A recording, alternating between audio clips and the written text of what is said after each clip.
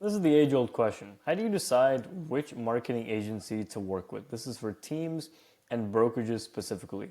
Look, you get tons of calls, you get tons of emails, you get tons of messages, and you probably, if you're watching this video, you probably hopped on calls before with other so-called marketing agencies and gurus and companies.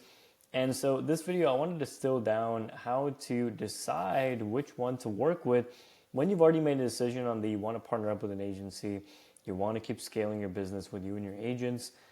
This video is going to give you a ton of clarity and also potentially save you tens of thousands of dollars in ignorance tax, really, of not knowing what to ask for and what to look out for. So first and foremost, do they have clients that root for them? And this is actually different from what most people might think, which is kind of like the quick case study wins. And let me explain.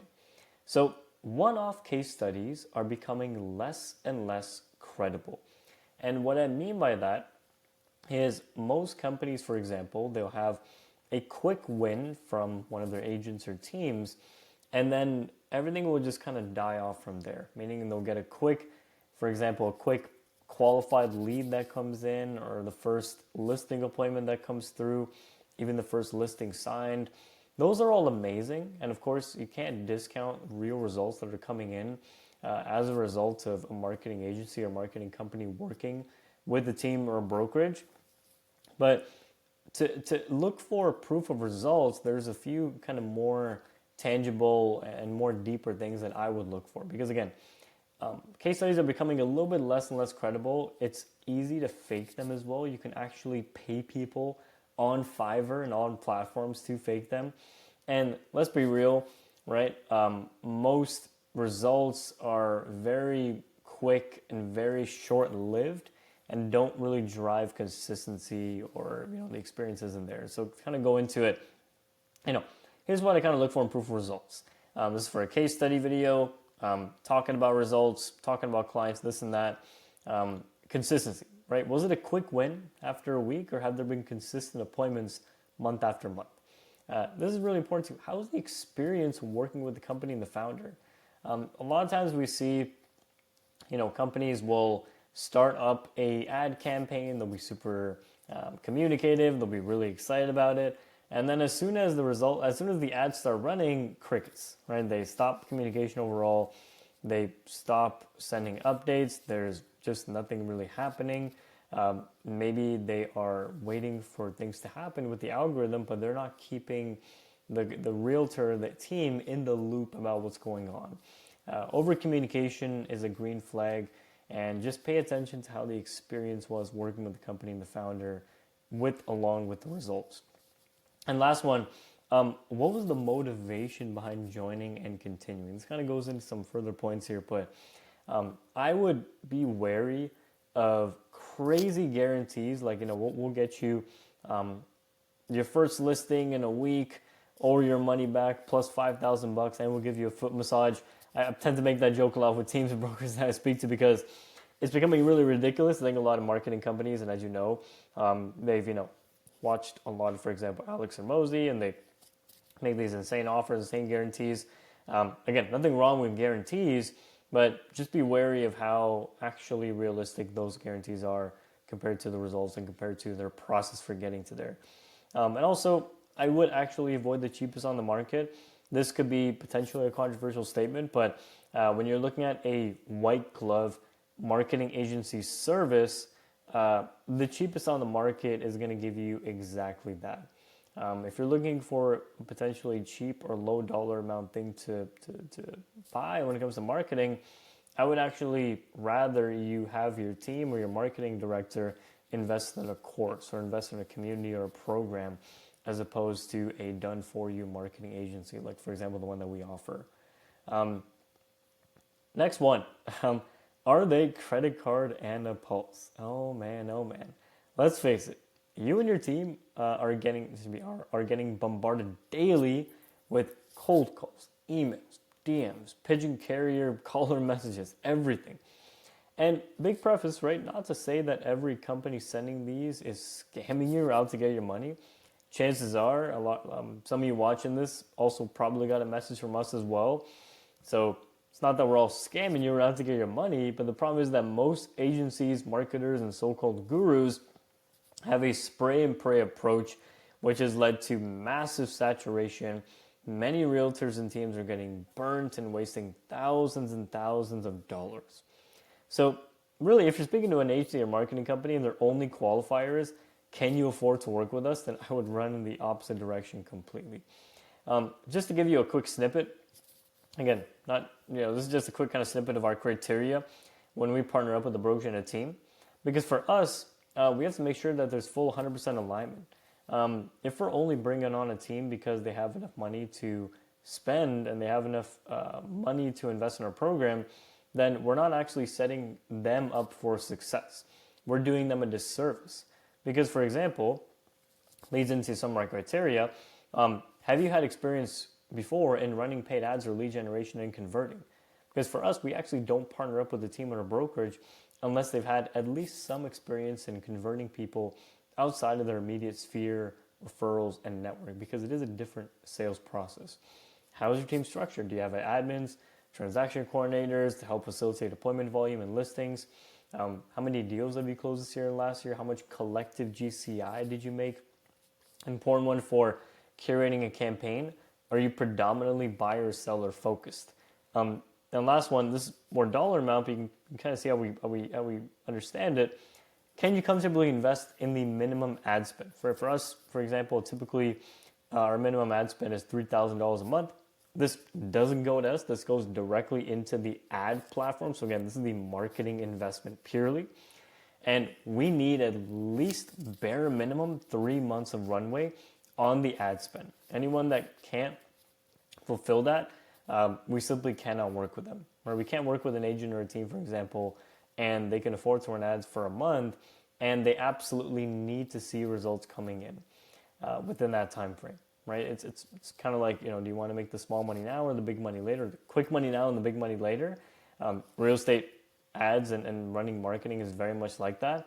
And anybody that tells you otherwise, again, just run in the complete opposite direction.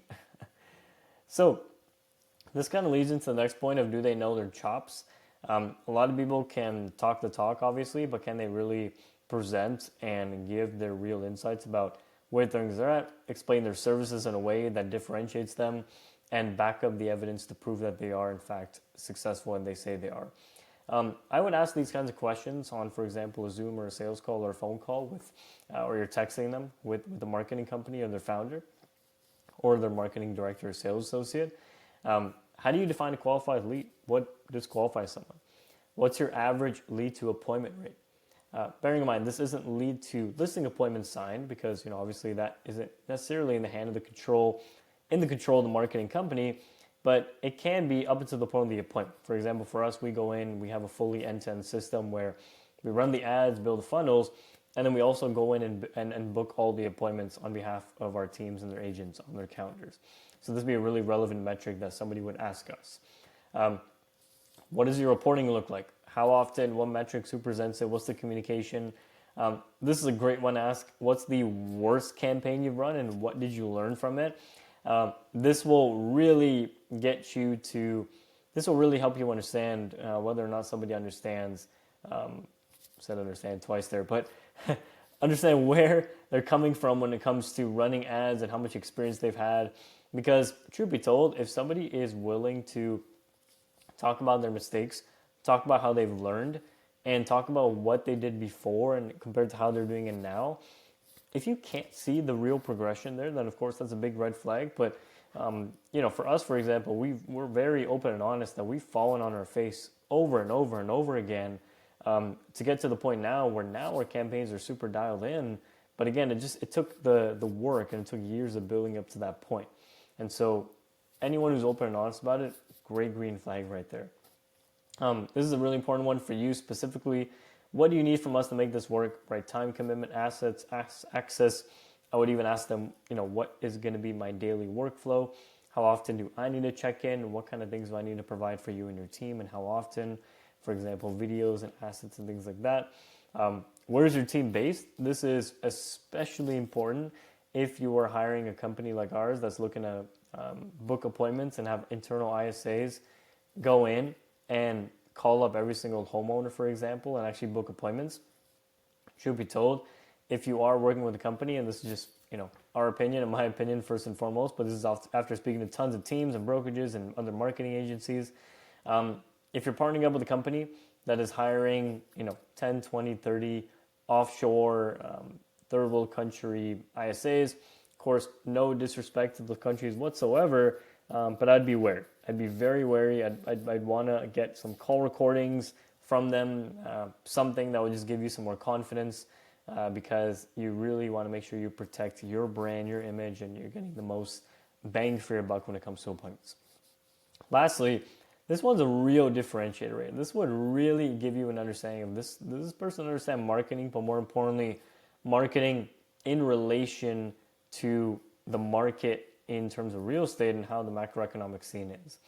What's your take on the current buyer-seller sentiment on the market, and how does that shape your ad messaging? Powerful one, very powerful one, because this would give you an idea if the marketing company is simply, using templated ads and templated messaging for everything versus curating things for the market, for how things are and where things are going. Because, for example, if we're in a heavy buyer market, then obviously it doesn't make sense to run a seller campaign.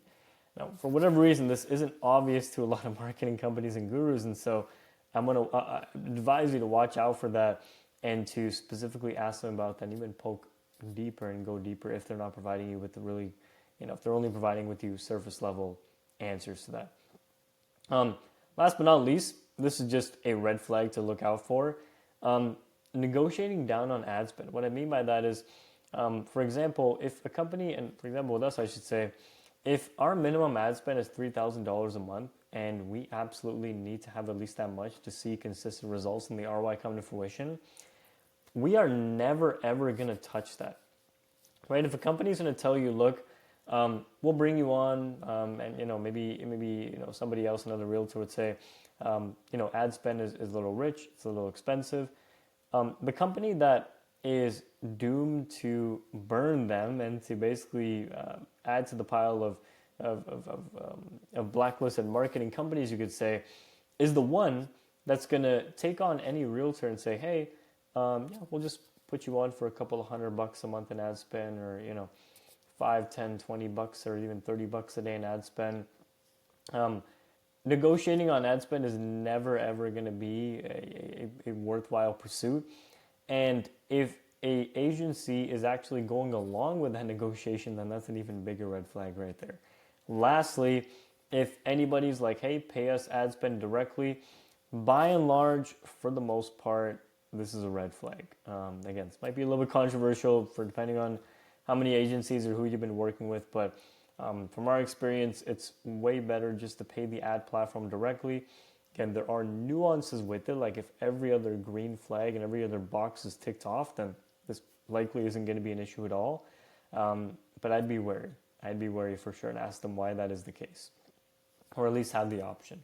So that was the video. Just want to give a bit more of a comprehensive overview as to what to look out for, because I know you have a call scheduled, or you've had calls scheduled, I should say, with other companies and with other marketers, and you're probably looking to decide which one to work with. And so keep this in mind, keep this in the back of your mind when you're on a call. Maybe even pull up some of these questions, write them down, and take it into your next call and avoid wasting thousands of dollars and instead potentially make that money back in working with the right kind of company. Now, if you are a top producing team, brokerage in the area looking to scale with you and your agents, then click the first link in the description, and I look forward to speaking to you and seeing you very soon. Take care. Bye-bye.